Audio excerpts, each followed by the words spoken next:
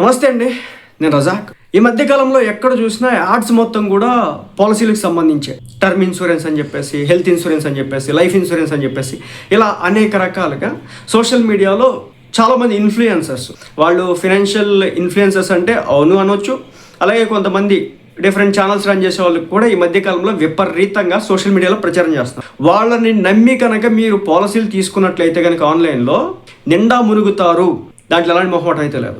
ఒకవేళ ఏదైనా జరిగి ప్రమాదం జరిగి మీరు ఇన్సూరెన్స్ పే చేసిన తర్వాత, ఒకవేళ ఇన్సూరెన్స్ పే చేసినందుకు గాను మీరు క్లెయిమ్ చేస్తే కనుక, క్లెయిమ్ అవ్వకపోతే కనుక వీళ్ళ మీద కేసులు వేయండి. ఎవడైతే ఇప్పుడు ప్రచారం చేస్తున్నాడో, ఎవడైతే ఈ రోజున అడ్వర్టైజ్మెంట్ ఇస్తున్నాడో వాళ్ళ మీద కేసులు వేయండి, దరిద్రం పోతుంది.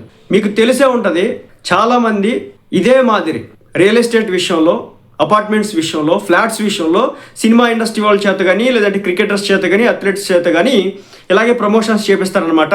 చివరాఖరికి ఒకసారి బోర్డు తిప్పేసిన తర్వాత ఎవడో ఏం చేసేది లేదు. నాకు తెలియక అడుగుతున్నాను, వీళ్ళు ఎంతగానో ప్రచారం చేస్తున్నారు కదా, సదరు వెబ్సైట్లకు కావచ్చు, సదరు పాలసీలకు సంబంధించి కావచ్చు, వీళ్ళకి ఏం వచ్చింది అనేది నేను తర్వాత చెప్తాను. కానీ ఒక విషయం గమనించండి, ఇక్కడ ఏదైనా జరగకూడదు జరిగితే ఫస్ట్ ఎవరి దగ్గరికి వెళ్ళి క్లెయిమ్ చేసుకోవడానికి ఏ విధంగా ప్రొసీడ్ అవ్వాలి, ఎక్కడ ప్రొసీడ్ అవ్వాలి? ఆఫీస్కి వెళ్తే మనల్ని పట్టించుకుంటారా? ఎందుకంటే మనం అంతా కూడా ఆన్లైన్లో కడతాం. పాలసీ తీసుకునేది ఆన్లైన్లోనే, తర్వాత ఎవ్రీ ఇయర్ లేదంటే ఎవ్రీ క్వార్టర్ పే చేసేది ఆన్లైన్లోనే, అలాగే ఏదైనా ఇష్యూ వస్తే రైజ్ చేయాల్సింది ఆన్లైన్లోనే.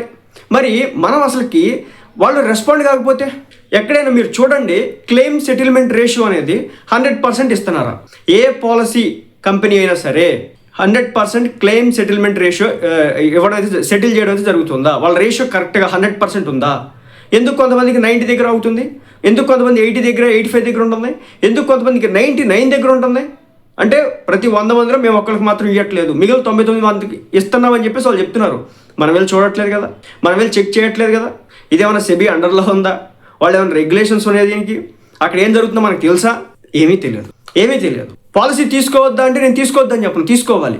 ఎలా తీసుకోవాలంటే ఒక పాలసీ గురించి మీకు పూర్తి అవగాహన ఉంటే మాత్రమే తీసుకోవాలి. మీకు వాడు చూపించేది సినిమా ఒకటే అనమాట. ఫ్రంట్లో మంచి సినిమా చూపిస్తూ ఉంటాడు, వెనకాల నుంచి గట్టిగా వేస్తూ ఉంటాడు. మీలో చాలామందికి తెలిసే ఉంటుంది, హెల్త్ ఇన్సూరెన్స్లు కట్టుకొని దాదాపు ఒక 50 lakhs 1 crore వరకు కట్టుకున్నటువంటి వ్యక్తులకు కూడా, వాళ్ళకు కూడా అవ్వనమాట. ఈ మధ్య సినిమా ఇండస్ట్రీకి సంబంధించినటువంటి ఒక వ్యక్తికి సంబంధించి కూడా సేమ్ ఇదే జరిగింది. వాళ్ళు ఇన్సూరెన్స్ కట్టినారు, హెల్త్ ఇన్సూరెన్స్. తీరా క్లెయిమ్ చేసుకునేటప్పటికి వాళ్ళు క్లెయిమ్ ఇవ్వలేదు, వాళ్ళు రిజెక్ట్ చేసినారు. దాంతో ఆ వ్యక్తి కోర్టుకు పోయినాడు. ఇలా ఉంటుంది అనమాట పరిస్థితి. సినిమా వాళ్ళు, పొలిటికల్ లీడర్స్, ఒక లెవెల్ మెయింటైన్ చేసేవాళ్ళు, సమాజంలో ఒక పేరు ఉన్నటువంటి వ్యక్తులు కూడా అలాంటిది ఫేస్ చేస్తూ ఉంటారు. అలాంటిది ఇంకా నార్మల్ పీపుల్ పరిస్థితి ఏంటి? ఒక సామాన్య ఉద్యోగి వాళ్ళు ఇన్సూరెన్స్ కట్టుకుంటే, ప్రైవేట్ ఇన్సూరెన్స్, నేను గవర్నమెంట్కి అంటలేదు, ప్రైవేట్ ఇన్సూరెన్స్ కట్టుకుంటే కనుక పరిస్థితి ఏంటి? ఎలా? నేను మీకు మళ్ళీ చెప్తున్నా, జీవన్ జ్యోతి బీమా యోజన అని చెప్పేసి గవర్నమెంట్కి సంబంధించి ప్రధానమంత్రి గారు ఒకటి ఉంది, ప్రధానమంత్రి జీవన్ జ్యోతి బీమా యోజన అని చెప్పేసి. అలాగే ఒక యాక్సిడెంటల్ పాలసీ ఏదో 2 లక్షల రూపాయలు ఉంటాయి. అవి కట్టుకోవద్దంటే కట్టుకోవచ్చు, 100% కట్టుకోవచ్చు, మిమ్మల్ని ఓడగడు. అలాగే గవర్నమెంట్కి సంబంధించి ఉన్నటువంటి బ్యాంక్స్లో కట్టొచ్చు వాళ్ళు ఇచ్చేదాన్ని బట్టి. కానీ కట్టే ముందు ఒక విషయం గమనించండి, ఒకవేళ ఏదైనా జరగకూడదు జరిగితే వాటిని క్లెయిమ్ చేయడానికి ఎవరు వెళ్తారు? కట్టిన మీరు కాదు కదా. ఒకవేళ కట్టినటువంటి వ్యక్తి మరణిస్తే కనుక, మీ ఇంట్లో ఎవరు చదువుకోకపోతే కనుక, క్లెయిమ్ రిజెక్ట్ అయితే కనుక ఎవరు పోరాడతారు? ఎక్కడికి వెళ్ళి పోరాడతారు? అది ఎవరు గైడ్ చేస్తున్నారు? పాలసీలు తీసుకోండి, మీ ఏజ్ 25 years, మీకు తప్పనిసరిగా తక్కువ రేటు ప్రీమియంతో వచ్చేస్తుంది. సంవత్సరానికి దాదాపు మహా అయితే 10,000 లేదంటే 8,000 పడుతుంది. రేపొద్దున మీ ఏజ్ వచ్చేసి 30 అయ్యేప్పటికి దాదాపు అది 15,000 నుంచి 20,000 అయిపోతుంది. కాబట్టి అర్జెంట్గా మీరు తీసుకోండి అని చెప్తారు. కరెక్టే, మీరు తీసుకుంటారు. అది రిజెక్ట్ అయితే దానికోసం ఫైట్ చేసేవాళ్ళు ఎవరు? మీకోసం నిలబడేవాళ్ళు ఎవరు? కాబట్టి డబ్బులు ఊరికే రావు. ఆన్లైన్లో చెక్ చేసుకోండి, ముందే తెలుసుకోండి, మీ ఫ్యామిలీ మెంబర్స్కి చెప్పండి. అలాగే ఆఫ్లైన్లో మీరు కొనమని నేను చెప్పట్లేదు, లేదంటే కొనుక్కోమని నేను చెప్పట్లేదు. ఇక్కడ ఒకవేళ జెన్యూన్ పీపుల్ ఉంటే కనుక అసలు ఏం జరిగిద్దని చెప్పేసి వాళ్ళ దగ్గర నుంచి తెలుసుకోండి. ఆన్లైన్లో 99% అంతా కూడా డమ్మీ గాళ్లే, నిజాలేం చెప్పట్లేదు ఎవడో కూడా. అక్కడ పాలసీలు అమ్ముకుంటాకే కూర్చున్నారు. దీనివల్ల వాళ్ళకి బెనిఫిట్ ఏంటయ్యా అంటే వాళ్ళకి కమిషన్ వస్తుంది. ఒక పర్సన్ దాంట్లో పాలసీ వేస్తే కనుక వాళ్ళకి పర్సన్ మీద, అంటే ఒక అకౌంట్ మీద కమిషన్ వస్తుంది. అలాగే కొన్ని సందర్భాల్లో వాళ్ళు ఇయర్ వైజ్ కడుతూ ఉంటారు కదా, దాని మీద కూడా కమిషన్లు ఉంటాయి. ఒకప్పుడు ఈ బ్యాచ్ అంతా కూడా Zerodha, Upstox, fires, Angel one అని చెప్పేసి మన డీమ్యాట్ అకౌంట్లు ఏవైతున్నాయో వాటిని ప్రమోట్ చేసేవాళ్ళు. సెబీ ఒక కొత్త నిర్ణయం తీసుకొచ్చిందనమాట. ఏమంటే, మీరు సెబీ రిజిస్టర్ అయ్యి సర్టిఫైడ్ ఫైనాన్షియల్ అనలిస్ట్ అయితే మాత్రమే మీరు ఈ ఫినాన్షియల్ అడ్వైజ్లు ఇవ్వడానికి మాత్రమే అర్హులు, లేని పక్షంలో మీరు అర్హులు కాదు అన్న తర్వాత ఈ బ్యాచ్లన్నీ కూడా రూట్ మార్చి ఏం చేసినాయి అంటే ఈ వాళ్ళకి కమిషన్ వస్తుంది. డిమాట్ అకౌంట్లు ఓపెన్ చేయిస్తే కమిషన్ వస్తుంది, అలాగే అకౌంట్ ఓపెన్ చేసినందుకు కమిషన్ వస్తుంది, అలాగే మీరు ట్రేడ్ చేసినటువంటి ప్రతి ట్రేడ్ మీద కూడా వాళ్ళకి డబ్బులు వెళ్తాయి ఎంతో కొంత. సో దాంతో వాళ్ళు బాగా అలవాటు పడ్డారు కాబట్టి వాళ్ళు రకరకాల ఎక్స్చేంజ్లను ప్రమోట్ చేస్తూ ఉంటారు, రకరకాల ఇలాంటి పాలసీకి సంబంధించినటువంటి కంపెనీలు ప్రమోట్ చేస్తూ ఉంటారు. ఆ కంపెనీలు ఎక్కడ ఉంటాయో, ఏం చేస్తాయో, దాని ఆపరేటర్ ఎవడు ఉంటాడో, దాని ప్రమోటర్ ఎవడు ఉంటాడో, ఎవరు నడిపిస్తున్నారో మనకి ఏం తెలియదు. జస్ట్ మీరు తీసుకోండి, హెల్త్ ఇన్సూరెన్స్ కావాలి, వాటికి మళ్ళీ రైడర్స్ కావాలి, వీళ్ళు చెప్పేది ఇంతే. అర్జెంటుగా మీరు టర్మ్ ఇన్సూరెన్స్ తీసేసుకోండి, లేదంటే కనుక మీరు హెల్త్ ఇన్సూరెన్స్ తీసేసుకోండి, వాటికి రైడర్స్ యాడ్ చేసేయండి, మీకు ₹1,00,00,000 ఇన్సూరెన్స్ యాడ్ అవుతుంది. మీకు ఏదైనా హెల్త్ ఇష్యూ వచ్చినప్పుడు వెళ్ళంగానే మీకు హాస్పిటల్లో బెడ్ ఇచ్చేస్తాడు. అదేవిధంగా మన హాస్పిటల్ చైన్ అంతా కూడా చుట్టూ ఉంటుంది, మీ సరౌండింగ్స్లో ఉంటాయి, మీకు కావాలనగానే ఫోన్లు వచ్చేస్తాయి. ఇలా రకరకాల మాటలు చెప్తారనమాట. క్యాష్లెస్ ట్రీట్మెంట్స్ అని చెప్పేసి అదని ఇదని రకరకాలుగా ఉంటాయి. కానీ మీరు స్టార్ మార్క్ అనేది ఒకటి ఉంటుంది అనమాట, షరతులు వర్తిస్తాయి అని చెప్పేసి. ఆ షరతులు వర్తిస్తాయి అనేది అడ్వర్టైజ్మెంట్లో కింద అడుగున కనిపించకుండా వేస్తాడు కదా, అదే మాదిరిగా పాలసీలు కూడా కనిపించకుండా ఉంటాయి అన్నమాట. అడుగు భాగంలో ఎప్పుడైనా సరే ఒక పాలసీ తీసుకోవాలంటే ఆ పాలసీకి సంబంధించినటువంటి పూర్తి స్థాయి ఏదైతే డాక్యుమెంట్ ఉంటుందో వాళ్ళు ప్రొవైడ్ చేస్తారో ఆ మొత్తం పేజెస్ని చదవండి. మరీ ముఖ్యంగా హెల్త్ ఇన్సూరెన్స్ విషయంలో. సరే, టర్మ్ ఇన్సూరెన్స్ అంటే ఎలాగోలా కష్టపడి ఒక వ్యక్తి చనిపోయిన తర్వాత దానికి సంబంధించినటువంటి డాక్యుమెంట్స్ లీగల్గా కొంచెం ప్రొసీడ్ అయితే వెళ్ళొచ్చు. కానీ హెల్త్ ఇన్సూరెన్స్లో చాలా వరకు మోసం జరుగుతూ ఉంటుంది. చాలా మోసం చేస్తూ ఉన్నారు హెల్త్ ఇన్సూరెన్స్లో. ముందు ప్రీమియమ్స్ కట్టించేసుకుంటారు, తర్వాత మీ దగ్గర మేము దీంట్లో షుగర్ కట్టించుకోలేదండి, మీకు థైరాయిడ్ ఉంటే ఇది మీకు రాదండి, లేదంటే క్యాన్సర్ ఉంటే ఇది మీకు రాదండి, లేదంటే కానీ మీకు డెంటల్కి సంబంధించినటువంటి ఏదైనా ఇష్యూ ఉంటే ఇది మీరు యూజ్ చేసుకోలేరండి. ఇలా రకరకాల కొర్రీలు పెడతారన్నమాట.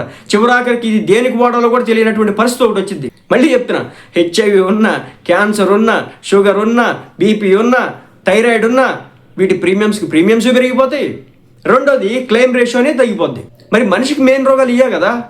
మనిషికి ఈ రోజుల్లో ఎంతమందికి క్యాన్సర్ వస్తుంది? మనం తినేటటువంటి ఫుడ్ అంతా కూడా పొల్యూటెడ్ ఫుడ్, రోగాలు తినేటటువంటి ఫుడ్. మనం తినే రైస్ దగ్గర నుంచి మొదలు పెడితే మనం తాగేటటువంటి వాటర్ వరకు ప్రతిదీ కూడా కాంటామినేట్ అయిపోయింది. మరి అలాంటప్పుడు ఒక వయసు తర్వాత మన బాడీలో ఇమ్యూనిటీ పవర్ తగ్గిపోయిన తర్వాత ఆటోమేటిక్గా క్యాన్సర్లు వస్తాయి. వాడు ఏమంటాడు, క్యాన్సర్కి మేము ట్రీట్మెంట్ ఇవ్వమంటాడు. కానీ క్యాన్సర్కి ఎంత ఖర్చు అవుతుంది? కొంతమంది ఉంటారు, మేము హార్ట్ ట్రాన్స్ప్లాంటేషన్కి ఇవ్వమంటారు. ఒక వయసు వచ్చిన తర్వాత హార్ట్కి సంబంధించినటువంటి నర్వస్ అవన్నీ కూడా ఏవైతే వాల్స్ ఉంటాయో అన్నీ కూడా బ్లాక్ అవుతాయి. ఆటోమేటిక్గా కార్డియాక్ అరెస్టో లేకపోతే గుండె నొప్పులు లాంటివి వస్తూ ఉంటాయి. అది అక్కడికి తీసుకెళ్తే ఇది దీంట్లో రాదండి, ఇది వేరేది వచ్చింది అంటాడు. లేదు, సడన్ యాక్సిడెంట్ అయింది, కాళ్ళు కీళ్ళు ఇరిగిపోయినాయి, వెళ్తే ఇది మీకు రాదు.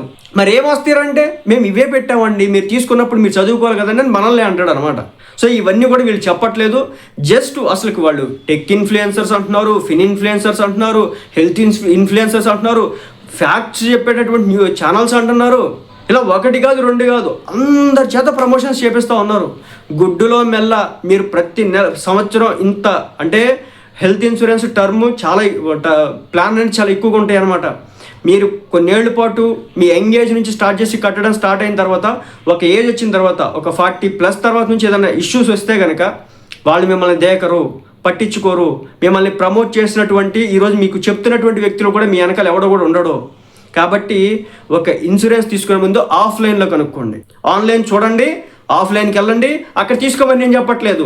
నలుగురు దగ్గరికి వెళ్ళండి, ముగ్గురు దగ్గరికి వెళ్ళండి, ఇద్దరి దగ్గరికి వెళ్ళండి, మినిమం ఇద్దరి దగ్గరికి వెళ్ళండి. ఒకటి ఆన్లైన్లో చూడండి, ఆ తర్వాత మీ సరౌండింగ్స్లో ఎవరైనా ఉంటే ఒక ఇద్దరితో మాట్లాడండి, లేదంటే ఒక ముగ్గురితో మాట్లాడండి. అసలు ఇది ఎలా జరిగిద్ది, రేపు పొద్దున సెటిల్ చేసుకోవాలంటే ఎలా అవుతుంది, దీంట్లో ఏమైనా రెస్ట్రిక్షన్స్ ఉంటాయా, నామినీకి ఎవరిని పెట్టుకుంటే ఇబ్బంది ఉండదు, వీటన్నిటికి సంబంధించిన డీటెయిల్స్ అన్నింటినీ కూడా వాళ్ళ దగ్గర నుంచి సేకరించండి. వాళ్ళు చెప్పినటువంటి సమాచారం అంతా కూడా క్లియర్గా ఉందంటే మాత్రమే అప్పుడు పాలసీలు తీసుకోవడానికి ప్రయత్నం చేయండి. గుడ్డిలో మెల్ల తక్కువగా ప్రీమియంకి వచ్చేస్తుంది కానీ పాలసీలు తీసుకున్నారు అనుకో, రేపటి రోజున ఇవేవి మీకు డబ్బులు రావు, మీ ఫ్యామిలీకి ఏం అండగా నిలబడవు, రిజెక్ట్ అవుతాయి. ఇంకొకటి ఉంది, ఇక్కడ కొంతమంది చెప్తూ ఉంటారు, మీరు ఇన్ని సంవత్సరాలు కడితేనండి వాళ్ళు తప్పనిసరిగా మీకు డబ్బులు పే చేయాల్సిందే, దాన్ని జరగకూడదు జరిగితే కనుక అని చెప్పేసి చెప్తారనమాట. అలాంటివి జరగాలంటే మీరు కోర్టులో పోరాడాలి. మీ ఫ్యామిలీ కోర్టులో పోరాడిద్దా? మీరు నామినీగా పెట్టుకున్నటువంటి వ్యక్తులు కోర్టులోకి వెళ్ళి పోరాడతారా? అక్కడ ఉన్నటువంటి పాలసీ కంపెనీలతో ఫైట్ చేయగలుగుతారా?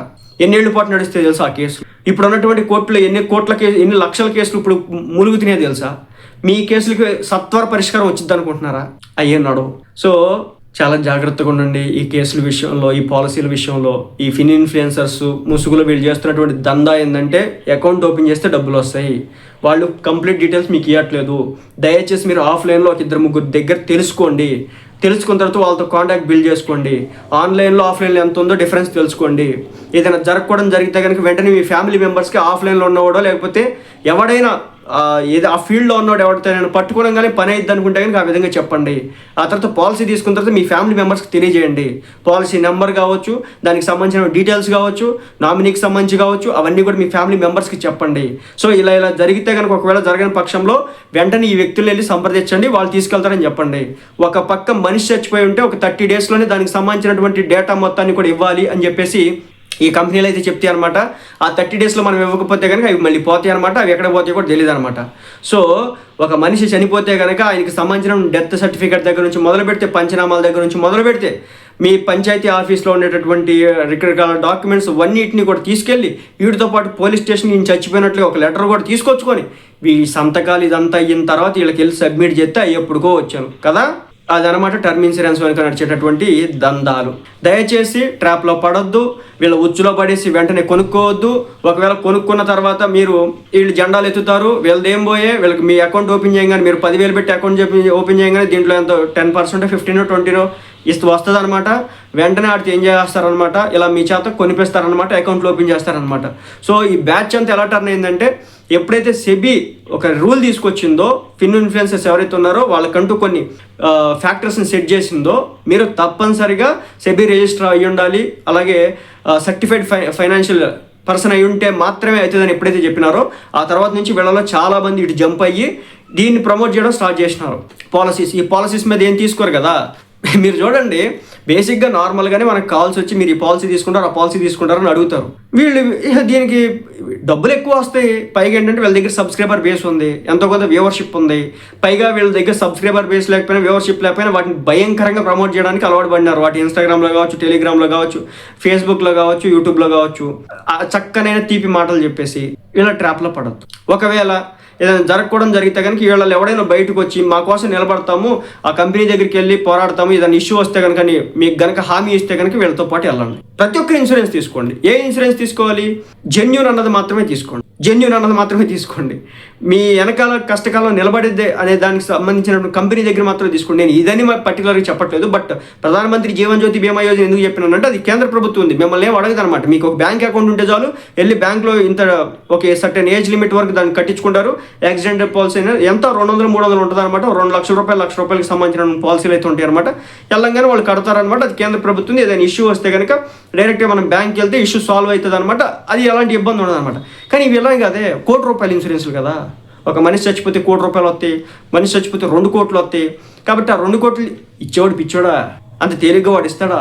ఆ కోణంలో కూడా ఆలోచించాం. ఈ ట్రాప్లో మాత్రం పడొద్దు. ఇదంతా కూడా డబ్బు కోసమే నడిచేటటువంటిది అంతా. కాబట్టి అర్థం చేసుకోండి.